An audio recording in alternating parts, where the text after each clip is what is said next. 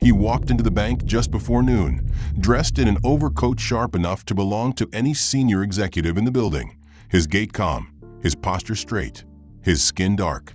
What happened next would unravel reputations, expose deep cracks in polished glass walls, and ignite a storm far beyond the teller counters and security cameras.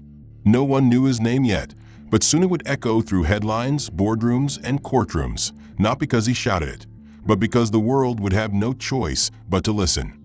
What started as a routine appointment turned into a brutal spectacle of suspicion and humiliation, watched in silence by those who assumed his presence was a mistake, a threat, an intrusion.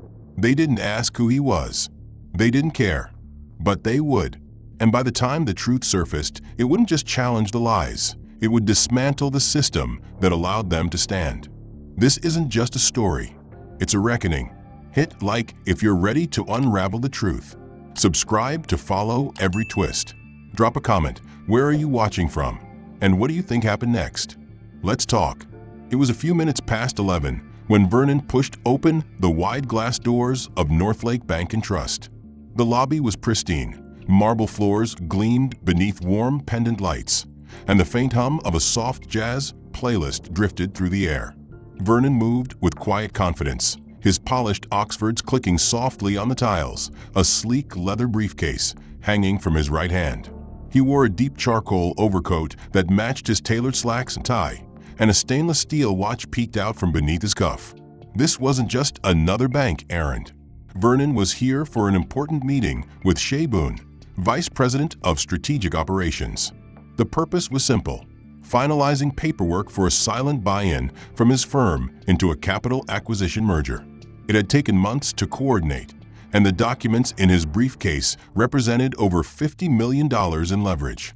He stepped toward the reception desk, nodding politely at the young woman seated there. Her eyes flickered up, a smile forming briefly, but before he could speak, a sharp voice interrupted. "Hey," barked Bryce Tanner, the on-duty security guard, emerging from near the corner office. Bryce was broad-chested, square-jawed, and wore the badge and blue uniform of someone who treated authority like a weapon. "You got business here?" he asked, his tone already dismissive. Vernon turned, slightly startled by the sudden intrusion. "Yes," he said calmly, reaching into his coat. "I have a meeting with—" "Let me see your ID," Bryce cut in. Vernon blinked, confused but cooperative. He pulled out his wallet and handed over his license. Bryce snatched it without thanks, holding it up to the light, then examining Vernon's face as though comparing it to a criminal sketch. "And what's this meeting about?" Bryce added. "Bank doesn't open its doors for everyone walking in off the street." A few nearby customers looked up, curiosity piqued by the rising tension. Vernon kept his tone level. "I have an 11:30 with Ms. Boone." Bryce snorted softly. "And she's expecting you?" "Yes," Vernon said. "She is." Bryce didn't move. "You got a confirmation or something? Email? Message?" Vernon hesitated, realizing the absurdity. "No, but she knows I'm coming. She set the time herself." Bryce took a step closer, narrowing the gap. "Then you won't mind waiting outside while I verify that," he said, not offering the ID back. "No need for you to wander around." Vernon stiffened. "I'd rather wait here," he said quietly. "It's cold out." Bryce's eyes hardened. "You'll do what I say." He gestured to the door, the movement sharp and theatrical. Behind them, murmurs began to rise. A man 2 chairs down folded his newspaper halfway. A teenage girl filming with her phone barely disguised the lens. Bryce, now fully aware of his audience, leaned into the confrontation. "You don't want to make this harder than it has to be," he said. "Let's not pretend this is something it's not." Vernon's jaw tightened. "I'm not pretending. I'm here on official business." Bryce barked a harsh laugh. "Sure. And I'm the CEO. Let's go." With a sudden motion, he slapped the briefcase out of Vernon's hand.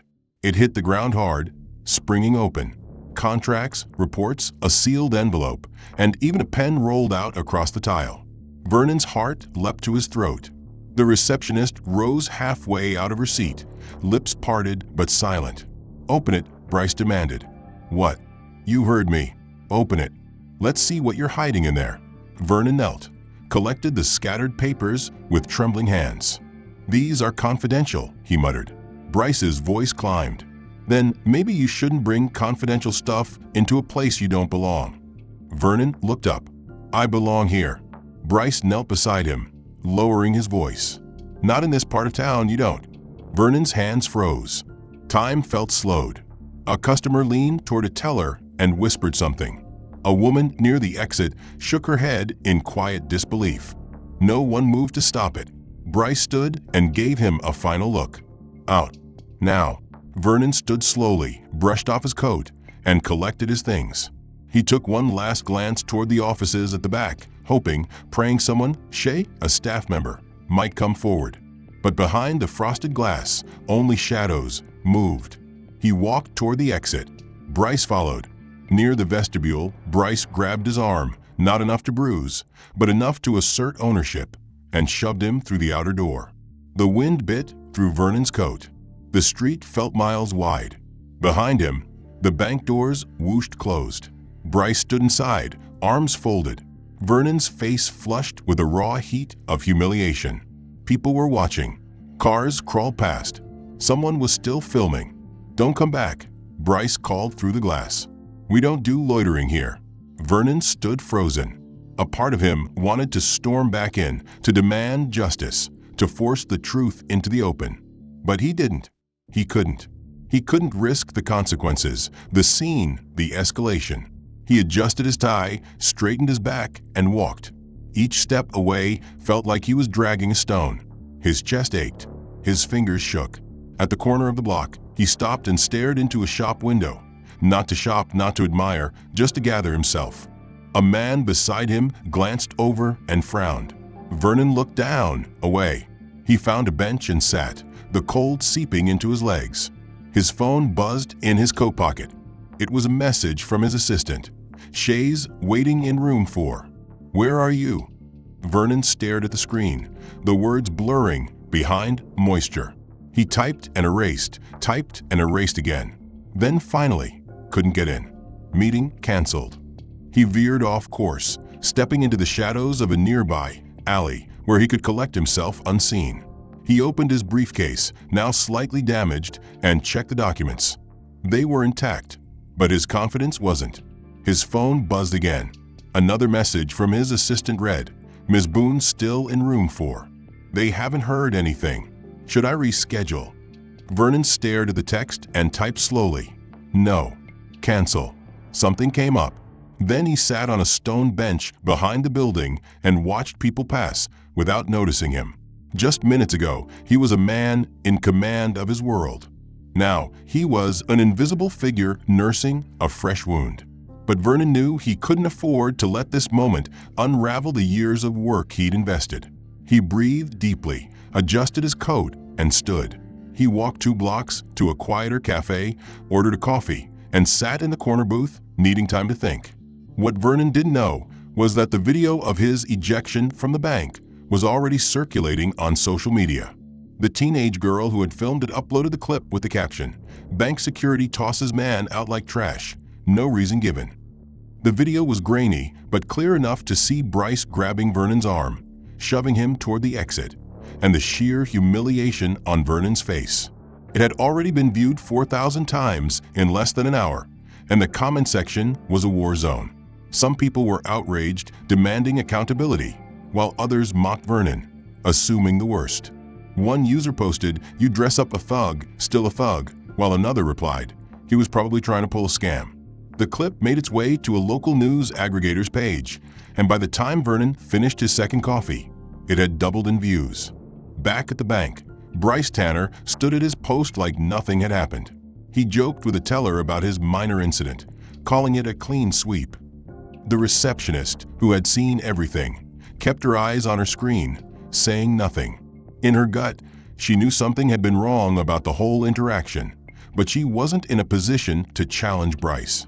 Meanwhile, inside room 4, Shay Boone checked her watch for the 3rd time.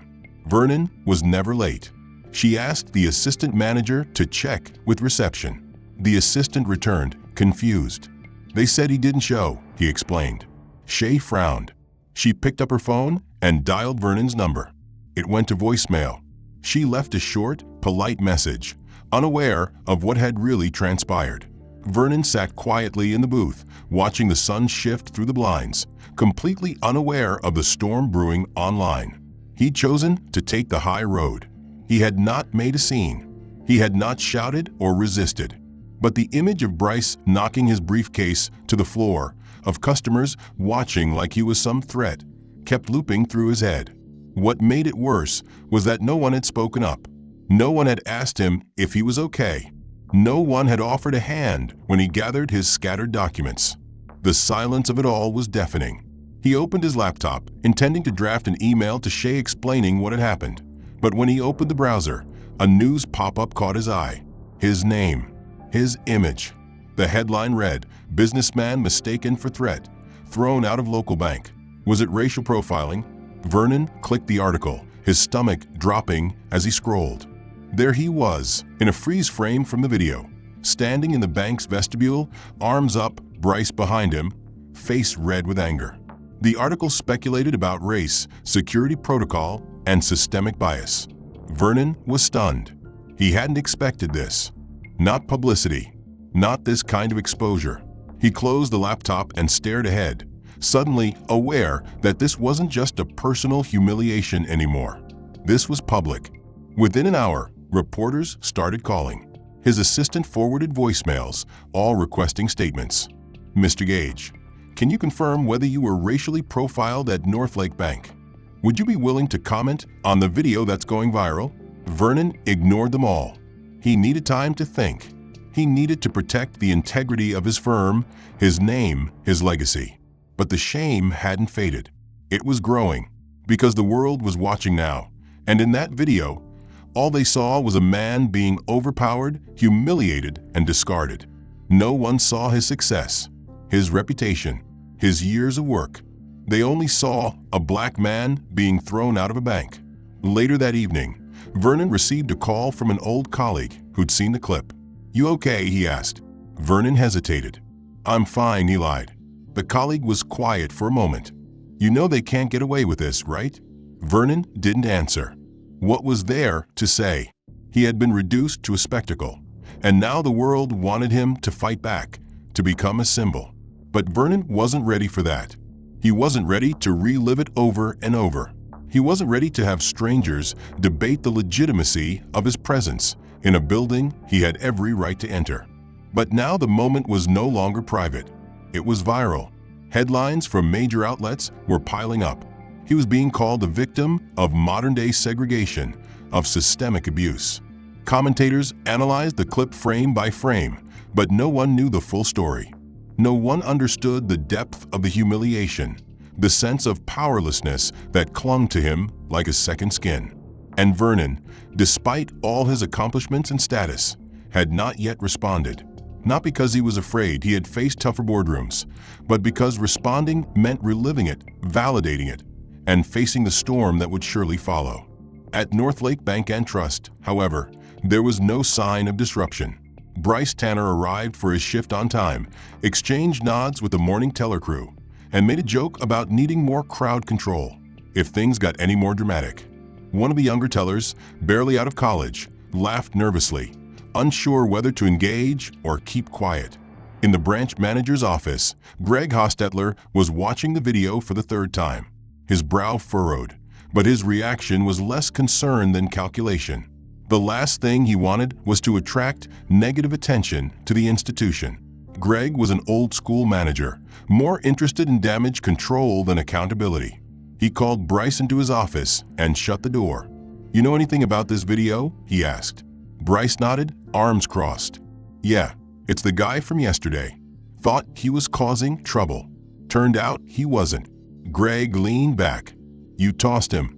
Bryce didn't flinch. He was being uncooperative. "I asked for ID. He got hostile. I handled it." Greg watched him closely, trying to read between the lines. "Handled it like you always do?" Bryce smiled. "Yeah, like I always do." Greg nodded once. "Good. Just stay off the radar for a few days. If corporate calls, we'll say it was a security judgment call." Bryce nodded again, no sign of remorse. "Got it. Meanwhile, Vernon received an email from Northlake's Public Relations Department. The message was cold, procedural, and devoid of empathy. It acknowledged the unfortunate incident and stated that Northlake valued the safety and integrity of its customers and employees. There was no apology, no offer to meet, just a brief line about reviewing their internal protocols. Vernon stared at the message, then deleted it without responding. If they thought this was going away, they were wrong. He picked up the phone, dialed Shea Boone's direct number, and waited. She answered on the second ring, her voice rushed and full of relief. "Vernon, oh my God. I just saw the video this morning. Are you okay?" He paused, then said simply, "I'm working on it." Shea exhaled. "This is beyond unacceptable. I had no idea you were here. They told me you didn't show." "I tried," Vernon said. "I got as far as the lobby." "Who stopped you?" she asked. "The security guard. Bryce." "I'm going to talk to Greg," Shea said immediately. "This can't happen. Not here. Not to anyone." Vernon thanked her, though he didn't believe Greg would care. Still, it mattered that someone had noticed. That afternoon, a memo circulated internally at the bank. It came from corporate's legal team and instructed staff not to comment publicly about the video or the incident. Employees were to refer all inquiries to media relations. The document cited an active review of security protocols, but again avoided any admission of wrongdoing. Privately, staff were beginning to murmur. Some felt uneasy about what they'd seen. A few whispered about Bryce's history, how he'd been aggressive before, how he treated some customers differently, how no one had ever formally complained. Greg, however, shut down every conversation. "It's a PR storm," he said. "Let it blow over." But the storm wasn't subsiding. Civil rights organizations began to take interest. One local chapter released a statement demanding a public apology and an independent investigation. Protesters began to gather outside the branch, small at first, but growing. They held signs reading, "Dignity has no dress code," and "Banking while black is not a crime." Media vans parked across the street. Greg watched from his office window, his jaw clenched, refusing to address the crowd. Bryce stood inside, arms crossed, unbothered. "This is just theater," he told a colleague. "They'll move on." Inside Vernon's firm, the partners convened a special meeting. The firm's general counsel was concerned. "This could impact our deal with the regional lender," he warned. "They're getting nervous. They don't want to be dragged into controversy." Vernon sat at the head of the table, composed but silent. Another partner asked, "What do you want to do?" Vernon looked around the room. "We hold," he said. "Let them get nervous. We're not backing down." But the seed of institutional betrayal had been planted. He realized this wasn't just about Bryce Tanner. It was about the silence, the indifference, the way people with power used process and policy to shield wrongdoers and suppress the truth. News anchors played the clip in slow motion, legal analysts weighed in, and civil rights advocates began mobilizing. Despite the swelling support and fury from across the country, Vernon himself remained still. His phone continued to buzz nonstop, calls from journalists, civil rights attorneys, former classmates, even political aides, but he answered none. He had nothing to say yet, because in his mind, the worst part was not the shove, not the forced exit, not even the public spectacle. It was the dehumanization. The knowledge that every step he took in that bank lobby had been interpreted as threatening, that no amount of wealth, status, or respectability could shield him from that assumption, was now a truth seared into his soul. He hadn't slept again, not well. He moved around his condo like a man displaced from his own life, each corner of his home reminding him of the man he was supposed to be and the man the world now thought he was. Meanwhile, the video had taken on a life of its own. It had been dissected, remixed, turned into memes by those seeking cheap laughter, and sobering tributes by those who saw the deeper issue.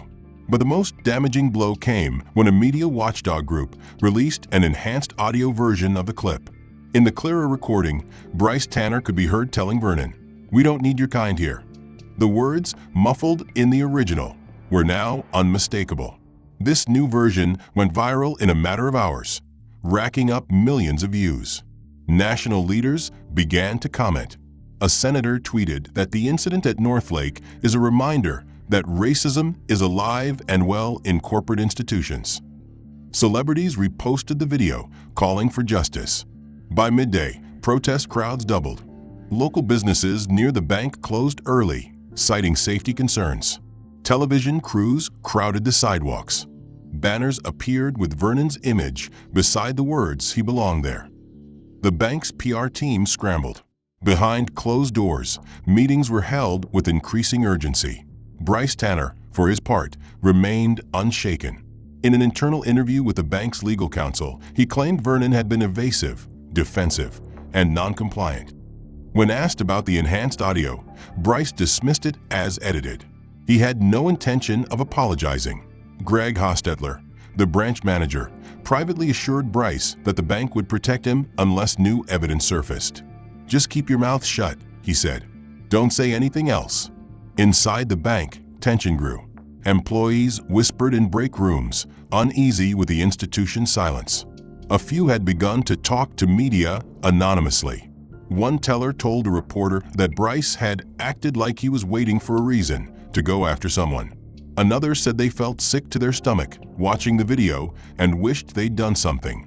Even Shay Boone, who had remained silent while waiting for Vernon's lead, was growing impatient. She requested a meeting with Greg, urging the bank to issue a real apology. Greg dismissed her concerns, warning her that speaking publicly without approval would be grounds for termination. At that moment, Shay realized the institution she had built her career around wasn't just reluctant to admit wrongdoing. It was willing to deny reality entirely to protect itself. Vernon, sitting in his office, received a message from a young black intern at his firm.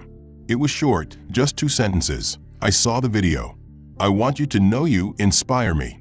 It was the first message that cut through his fatigue, through the noise. It reminded him that no matter how much he wanted to disappear, his silence now had weight. Every time he declined to speak, someone else, someone younger, someone watching, might believe silence was the only way to survive. He finally opened his laptop and started writing. It wasn't a press release or a legal statement. It was a letter to himself, a record of the moment, of how it felt to be stripped of identity in front of people who didn't know him, didn't care, and didn't see a human being. The writing came in waves. Paragraph after paragraph poured out of him.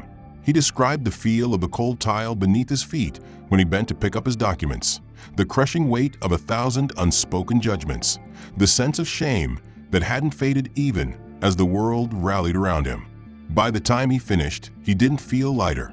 He felt real, grounded again. That night, a late segment aired on a national news network. The anchor opened with Vernon's image, then introduced new surveillance footage leaked from inside the bank. This footage, taken from a security camera above the teller area, captured not just the moment Bryce confronted Vernon, but the reactions of everyone else. It showed the receptionist looking away, tellers freezing in place, and customers whispering. One man near the back had even smirked and taken out his phone to record. The clip ended with Vernon being shoved backward and stumbling into a table. He couldn't turn on the news without seeing his own face. He couldn't check his inbox without fielding interview requests, op-eds, or well-intentioned letters from strangers. He tried to return to work, tried to lose himself in numbers, analysis, and forecasts, but nothing quieted the memory of Bryce Tanner's hand on his chest, of papers scattering like debris from an explosion, of eyes that had looked through him instead of at him.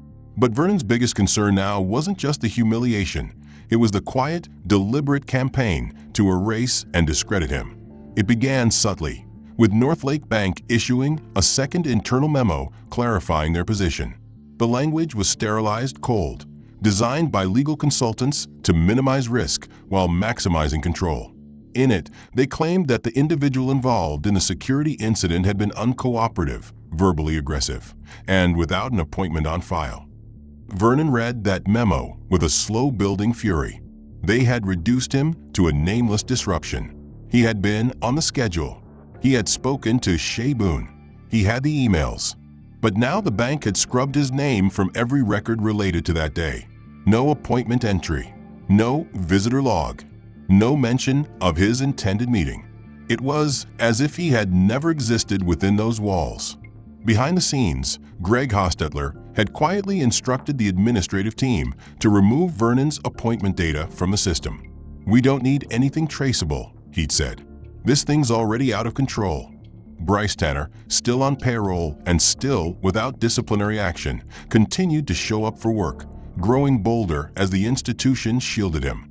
He had begun referring to Vernon openly in the break room as that media puppet, brushing off accusations with a wave of his hand and crude jokes. Vernon, meanwhile, began receiving anonymous emails, some laced with threats, others filled with racist bile. One email read, "You people love playing victim.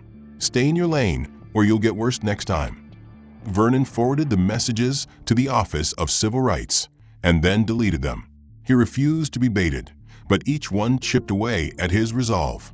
He was not only being erased from the bank's internal records, but was now being targeted for daring to exist in the wrong place at the wrong time with the wrong color skin. At the same time, Vernon's professional network began to fracture. Rumors circulated quietly among financial circles that he was a controversial figure. One investment firm he'd partnered with called to inform him that due to unrelated shifts in strategy, they'd be postponing a joint venture that had been planned for the next quarter. Another firm, whose CEO had privately expressed support just days earlier, abruptly withdrew from a roundtable Vernon had organized. The betrayal wasn't overt. It came in the form of silence, canceled meetings, and vague corporate language. He wasn't being attacked anymore. He was being abandoned. And that, in many ways, was worse.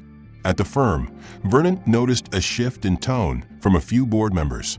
They weren't critical, not outwardly, but their language was careful, cautious.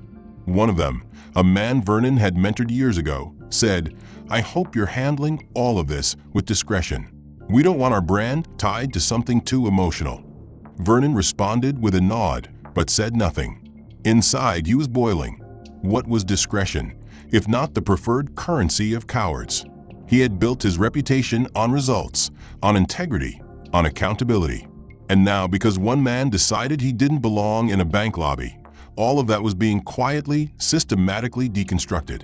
Shay Boone reached out again, this time with a whisper of a warning. "Greg is trying to make you disappear," she said over the phone. "They've deleted everything. Emails, logs, visitor records. I checked the system myself. It's all gone." Vernon thanked her, told her to be careful, and then sat in his home office for a long time, staring out the window at a city that suddenly felt hostile. He thought about fighting back, lawsuits, press conferences, public pressure. But the emotional toll was real. Every time he considered the next step, he felt the weight of exhaustion pressing down harder. It wasn't just about clearing his name anymore. It was about defending his right to exist without being rewritten by those who had power and no conscience. He began assembling the evidence. Screenshots of emails, phone records, meeting confirmations. He stored everything in a secure digital file, then backed it up to an encrypted cloud server. He wasn't going to let them erase him. Not completely. In the middle of this, an online smear campaign began surfacing. Anonymous accounts on social media posted doctored images of Vernon, some linking him to criminal reports that had nothing to do with him. Old news clippings about another man named Vernon Gage, arrested in a different state a decade earlier, were circulated deliberately to confuse and mislead. Vernon's team worked overtime to push back, to issue corrections, to notify platforms. But the damage was already being done. The lines between truth and fiction were being blurred. And the more Vernon tried to correct the record, the more he was accused of trying to cover something up. Every response became fuel for another fire. Every silence was taken as guilt. It was a calculated attack, and Vernon could feel the noose tightening. That Friday, he received a notice from a professional committee he served on. His upcoming keynote appearance at their annual leadership summit was being postponed indefinitely. The email cited recent events that have raised concern among attendees. Vernon sat motionless after reading it, the air around him turning heavier. He had spent years earning the right to be heard in rooms like that. Now he was being shut out, not for anything he had done, but for what had been done to him. It wasn't just injustice. It was a warning to others. "Sir, there's a report going around. They're saying you were involved in something years ago. I think it's a mistake, but it's spreading fast." Vernon pulled himself out of bed with a sick twist in his stomach. He moved to his study, opened his laptop, and within seconds understood exactly what was happening. A breaking article from a fringe but fast-growing political blog bore the headline, "Vernon Gage, respected investor or ex-con with a secret past." It was poorly sourced and riddled with inaccuracies, but the damage lay not in its credibility, but in its virality. Within minutes, it had been picked up by other outlets, reposted on forums, retweeted by ideologues and trolls who didn't care whether it was true. The article referenced a police record from 15 years prior involving a man named Vernon D.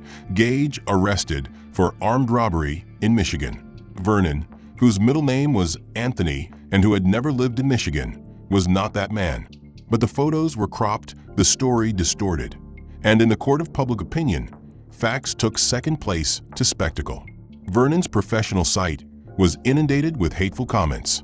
His firm's PR inbox was overwhelmed with inquiries, and one client even issued a statement calling for a review of their partnership.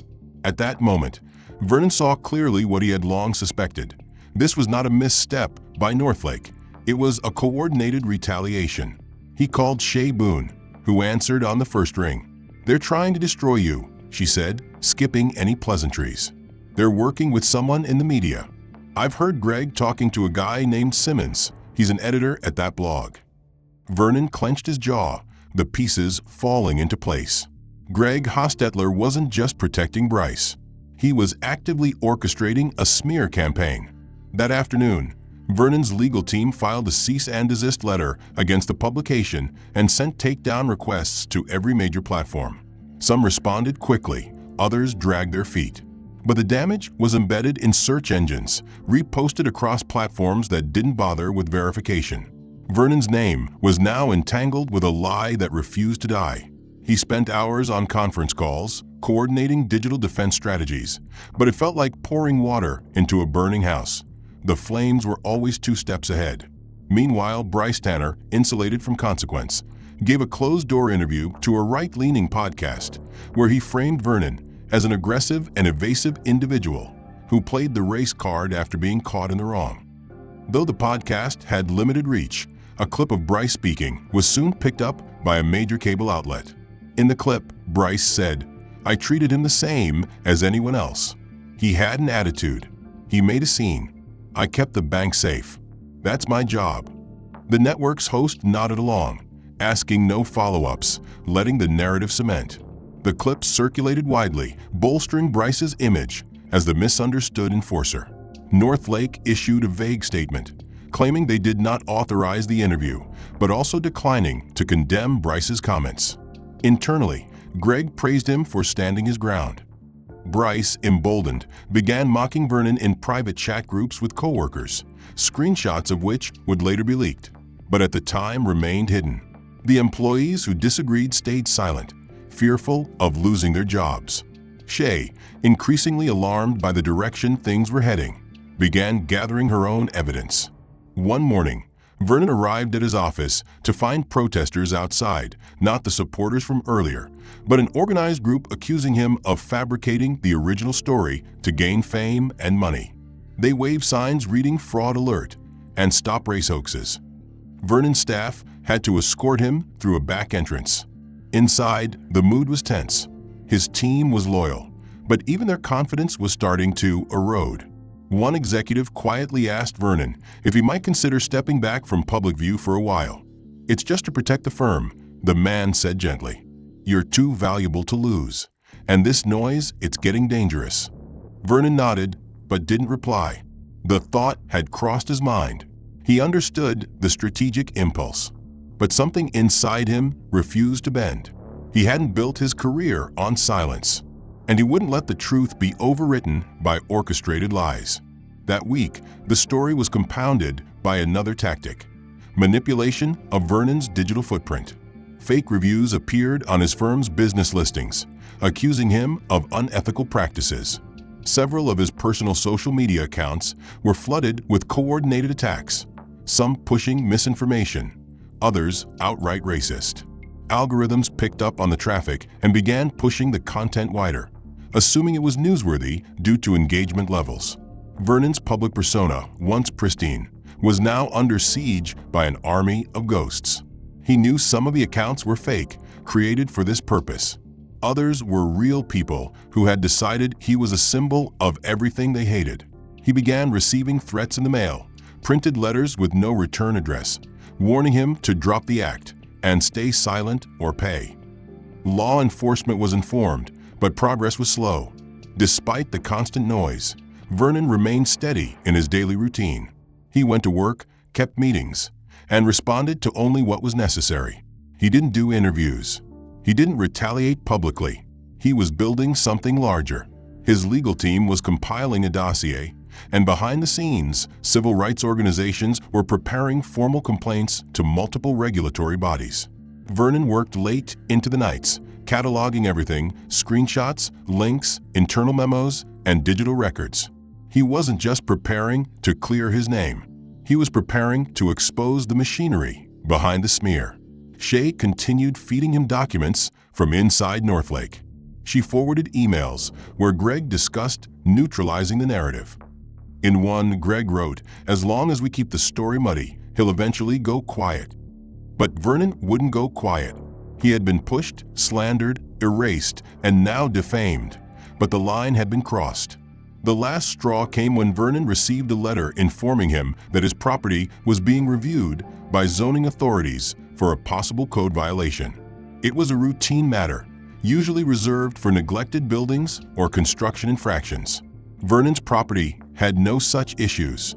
He checked the records. The complaint had come anonymously, filed the day after his name reappeared in national headlines. Because Vernon Gage was no ordinary man. He had not built his empire by accident, nor had he spent decades cultivating influence only to allow himself to be dismantled by cowards hiding behind uniforms and corporate shields. He had waited. He had watched. And now, the moment had come to reveal what no one, certainly not Greg Hostetler or Bryce Tanner, had ever bothered to research. Vernon's silence had protected his legacy long enough. Now, it would be his truth that exposed theirs. On a quiet Tuesday morning, with the sun low behind a slate-gray sky and a steady wind sweeping downtown, Vernon walked into the Wexley Center for Justice wearing a simple charcoal suit and a navy tie. He carried no briefcase. No team flanked him. There were no bodyguards, no entourage. Only him. In the conference hall above the lobby, representatives from civil rights organizations, local media, and federal regulatory agencies gathered for what was promised to be a briefing on institutional discrimination and recent public cases. Vernon wasn't on the schedule. His name had not been announced. Most of the attendees had come expecting data, policy recommendations, and procedural guidance. What they got instead was something far more seismic. As the last panel wrapped, the host stepped to the microphone and said, "We have one final speaker, someone who's asked to speak without introduction." Vernon stepped to the podium. There was a slight murmur of recognition, a few gasps. He adjusted the microphone, then spoke calmly, clearly, his voice steady from the first word. 3 weeks ago, I was thrown out of a bank I partially own. The room went still. I was accused of loitering. I was accused of casing the place. I was accused of threatening a business I helped fund through my firm's private equity division, Westbrook Strategic Holdings, a firm I founded 15 years ago, a firm that owns minority stakes in 11 financial institutions across this region, including Northlake Bank and Trust. Now the room buzzed. Phones were raised. Vernon continued. I came for a scheduled meeting with an executive I'd known professionally for nearly a decade. I was intercepted by a man who assumed, because of my skin, that I did not belong. When I identified myself, he did not listen. When I provided documentation, he discarded it. And when I stood my ground, he put his hands on me and forced me out while employees watched, while customers filmed, while management remained silent. He paused, let the silence settle. What followed was a campaign to erase me from the event entirely. They deleted my appointment logs. They claimed I never had a meeting. They planted stories linking me to crimes I did not commit. They worked with media outlets to suggest I was lying, manipulating, or exaggerating. They tried to ruin me, and they failed. Gasps turned to shocked laughter. Murmurs of disbelief rippled through the hall as Vernon reached into his jacket and pulled out a USB drive. On this drive are internal communications, visitor logs before they were deleted, voice recordings of executives coordinating the smear campaign, and financial documents proving my firm's equity interest in the bank that ejected me like a trespasser. He paused, scanned the room. Everything I've said is backed by fact.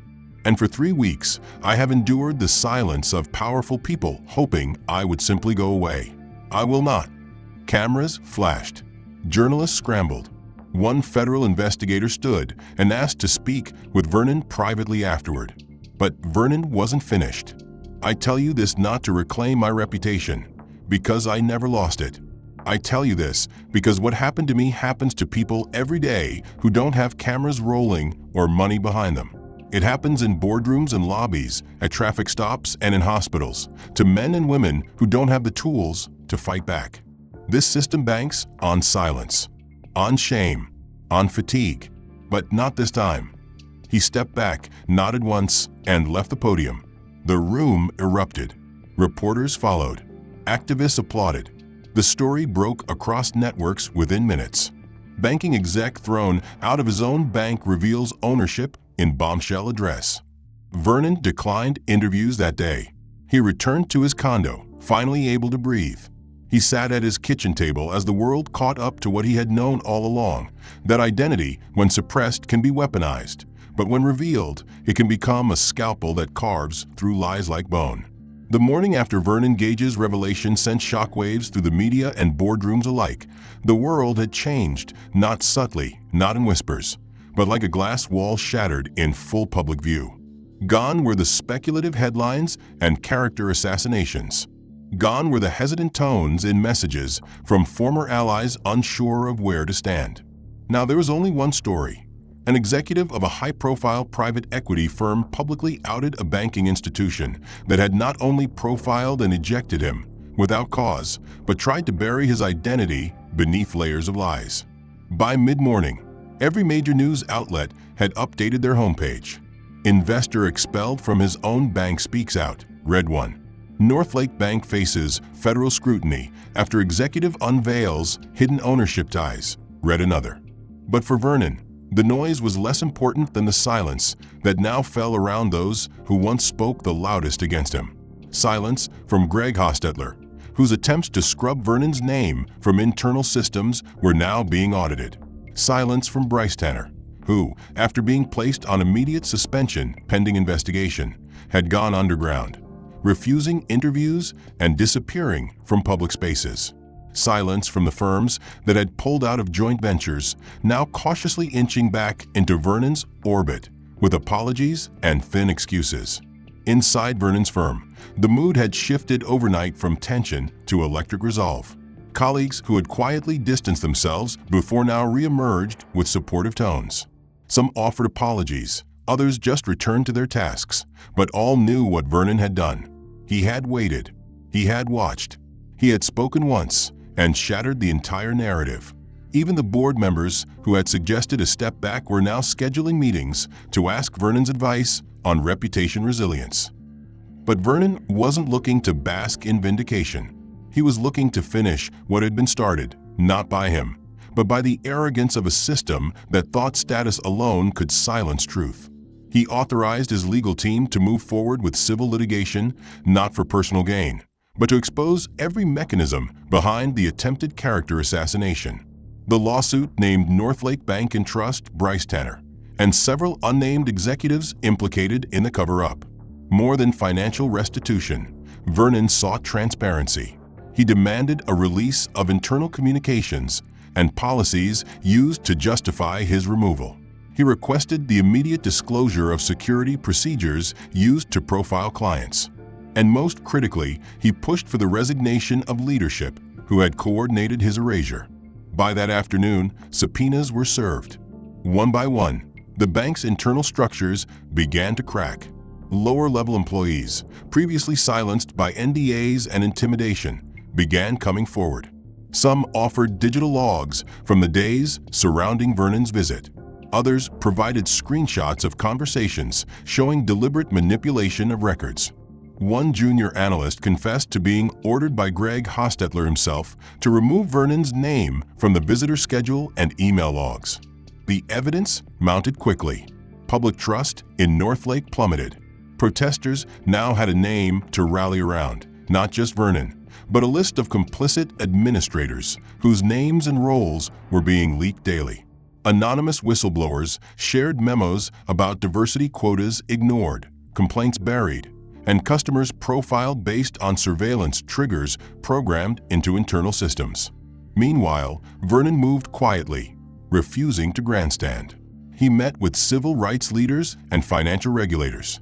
He joined strategy sessions aimed at reshaping access to high-level banking and private equity for marginalized entrepreneurs. He funded a new legal defense coalition aimed at protecting professionals targeted by institutional bias. He refused TV interviews, but authorized one detailed article in a respected publication outlining his journey, emphasizing the systemic nature of what happened to him, not as an isolated case, but as part of a pattern repeated in shadows every day. In the piece, he explained how institutions protect themselves not by proving innocence, but by exhausting their victims, a tactic he was determined to break. Across town, Greg Hostetler tried to contain the fallout.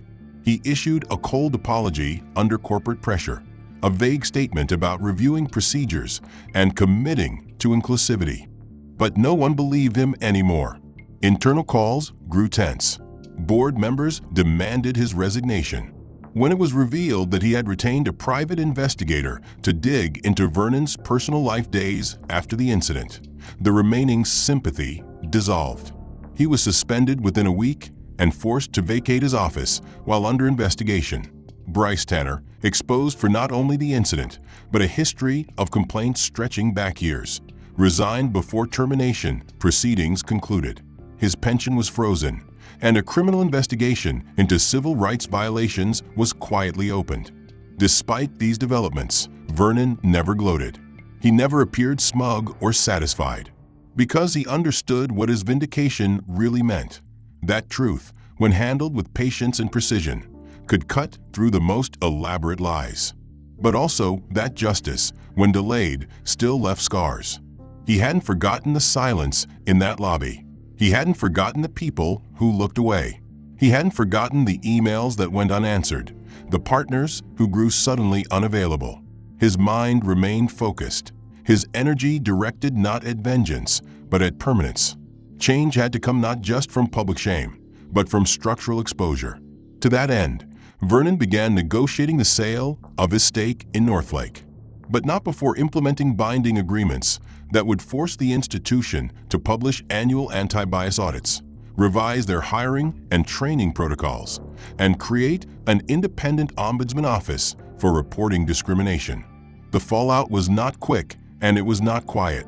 It unfolded over days that bled into weeks, each one stripping away another layer of protection from those who had once sat with smug certainty behind the walls of Northlake Bank and Trust. After Vernon Gage's public exposure of both his identity and the institution's cover-up, a chain reaction began that no PR firm, legal department, or boardroom maneuver could contain. Federal regulators moved swiftly, launching formal investigations not only into the treatment of Vernon, but into long-standing patterns of discriminatory practices, manipulation of internal records, and obstruction of transparency. The audit trail, painstakingly preserved and presented by Vernon's legal team, revealed a culture of fear and coercion that extended far beyond his case. Clients of color who had long suspected their financial applications were unfairly flagged or denied now came forward with records. Former employees, no longer afraid, revealed spreadsheets and emails showing biased performance reviews, lopsided promotion practices, and active retaliation against those who questioned policies. Every document, every timestamp, every recorded call was like a nail hammered into the coffin of institutional deceit. Greg Hostetler was subpoenaed to testify before a congressional panel. His legal team fought to delay, citing privacy and ongoing litigation, but the pressure was unrelenting. When Greg finally appeared, he was a shadow of the confident executive who once orchestrated Vernon's ejection. Under oath, he was forced to admit he had given orders to remove Vernon's visit from bank logs, had authorized communication with outside media to discredit him, and had personally greenlit payments to a private firm that had generated the false narrative linking Vernon to past crimes. The testimony sent shockwaves across the financial sector. Media outlets dissected every word. Former clients fled in droves. Northlake's stock plummeted. The board had no choice but to convene an emergency session. Within 48 hours, Greg was terminated for cause. His pension was revoked, and the Department of Justice announced a formal investigation into civil rights violations under his watch. Bryce Tanner, having resigned, was tracked down by authorities and charged with assault, civil rights infractions, and falsification of incident reports. His defense was thin: video footage, internal reports, and Bryce's own public statements undermined every claim he made. The court moved to trial quickly. Vernon did not attend the hearings, but his presence was felt in every word read from transcripts, every clip shown to the jury, every expert who testified about the systemic implications of what began as a single moment in a bank lobby. Bryce was convicted and sentenced to 2 years for civil misconduct, with additional penalties related to obstruction. For the first time, he faced the real consequences of weaponizing his authority against someone he assumed could never strike back. Meanwhile, the civil suit Vernon filed against Northlake entered discovery, and what emerged shocked even hardened legal professionals. The bank's internal chat logs showed executives joking about Vernon's removal, mocking protesters, and making strategic plans to shift blame to lower-level employees if needed. One message read, "Just another headline. Give it a week and we'll have him crawling back quietly." That message was read aloud in a press conference held by Vernon's legal team. The crowd's reaction was a mixture of outrage and disbelief. The case settled out of court within days for an undisclosed amount, but Vernon refused a standard NDA. Instead, he demanded that as part of a settlement, Northlake would release a public acknowledgement of wrongdoing, fund a community development trust in underserved neighborhoods, and allow third-party monitors to oversee their compliance for the next 5 years. These terms were accepted under pressure from regulators and investors who threatened a mass pullout if reform didn't happen immediately. Back in Vernon's world, vindication came not as a celebration, but as a slow thaw. He received apologies, some public, many private. Former colleagues reached out to say they had been wrong. Partners who had once distanced themselves requested meetings, but Vernon didn't return all the calls. He had kept track, not to seek revenge, but to understand who stood where when the storm came. He didn't need fair-weather allies. What he valued now was truth, transparency, and resilience. His firm, Westbrook Strategic Holdings, was not only stronger than before, but now recognized as a leader in ethical investment standards. Vernon used the moment to create a new branch within the company focused entirely on equity-based advocacy, funding businesses, mentorship programs, and legal assistance for professionals subjected to similar acts of discrimination and erasure. The office became a hub of action, not rhetoric. Every dollar spent was a challenge to systems that assumed they could act without consequence. As for Shea Boone, the executive who had tried to intervene and later became one of Vernon's key allies, she resigned from Northlake after publicly condemning their failure. She joined Vernon's team shortly after, leading a department that specialized in strategic ethics audits across the industry. The two of them, once bound by a single appointment gone awry, now worked side by side to prevent such moments from happening again. They were not driven by vengeance, but by vision, a vision that turned pain into momentum, injustice into infrastructure. Their work became a model studied by financial institutions across the country. But the most profound change unfolded in public perception. The man who had once been labeled suspicious, aggressive, and untrustworthy was now seen as a standard-bearer for dignity and calculated resistance.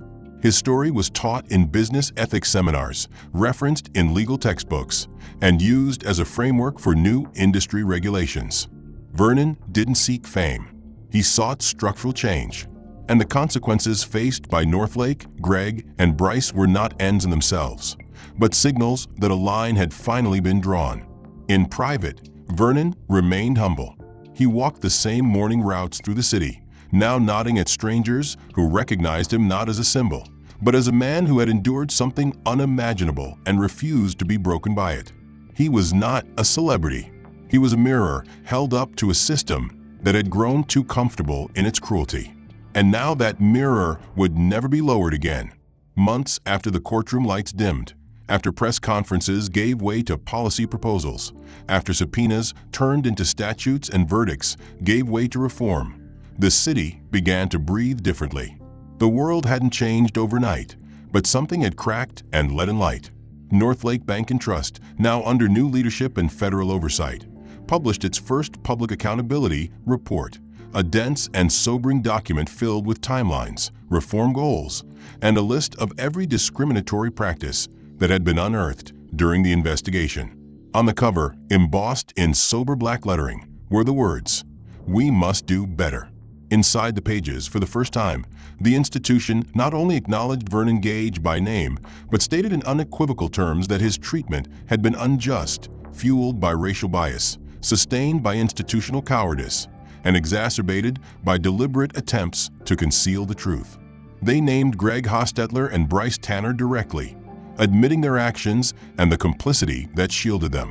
They acknowledged the loss of trust, the pain inflicted, and the reckoning that followed.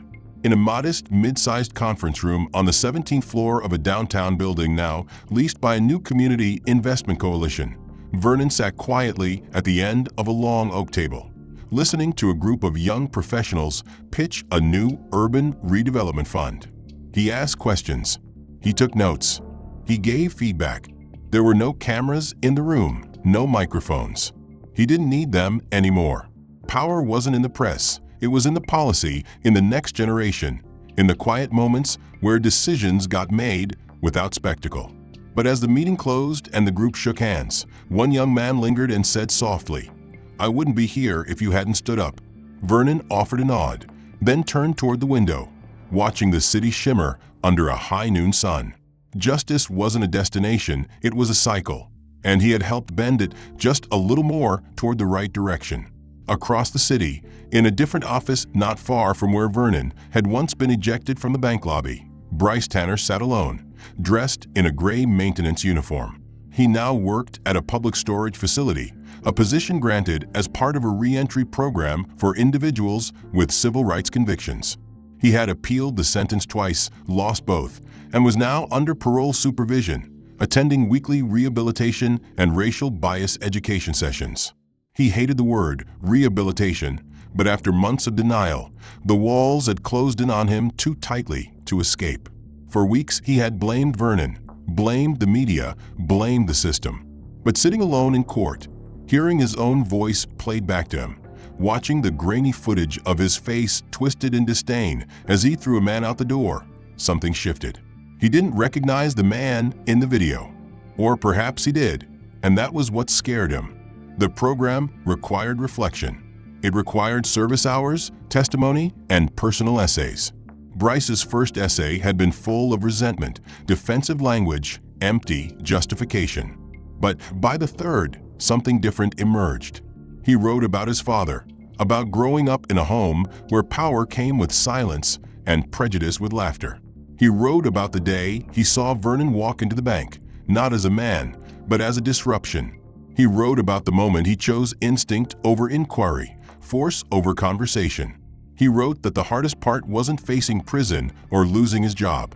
It was realizing that he had been proud of what he'd done. He didn't expect forgiveness. He didn't even know if redemption was possible. But he wrote the truth, and it changed something. Greg Hostetler, once untouchable in his tailored suits and boardroom bravado, had retreated to a lakeside cabin 2 states away, pending the outcome of his ongoing federal review. He had lost his position, his pension, and his standing. The networks that had once embraced him for his aggressive leadership now shut their doors. He hadn't spoken publicly since his deposition. But in that silence, the weight of what he had enabled settled in full. He had read the report. He had watched Vernon's speech over and over. And each time he did, he remembered the moment he dismissed Vernon's meeting as a non-priority, the email he sent instructing his team to clean the slate, and the relief he felt when the media smear began to shift the conversation. But there was no relief now, only a dull ache of realization. His silence had built the system. His decisions had defended it. His power had fed its cruelty. Alone, away from the noise, he began to draft a letter, not for the press, not for the courts, but for Vernon. He didn't ask for absolution. He didn't expect a reply. But he wrote because at last he understood that silence was not neutrality. It was consent. Vernon received the letter 2 weeks later. He read it slowly, once, then folded it and placed it in a drawer. He wasn't interested in revenge. He didn't measure justice by apologies. He measured it by outcomes. And the outcomes were starting to speak. Anti-bias training was now mandatory in 23 financial institutions across the region. Several had adopted the Gauge Equity Protocol, a new framework developed by Vernon's firm to track, prevent, and report racial profiling and client discrimination. Universities had requested guest lectures. Community banks reached out for partnerships. His story was now part of the curriculum in more than a dozen business schools. But most importantly, people who had once felt invisible were beginning to walk into rooms with their heads high, their names known, their presence respected. Vernon watched it all unfold not with pride, but with purpose. His work wasn't over. Injustice didn't vanish with one case. But it was his turn now, not just to react, but to shape. He had survived the worst the system had to throw at him.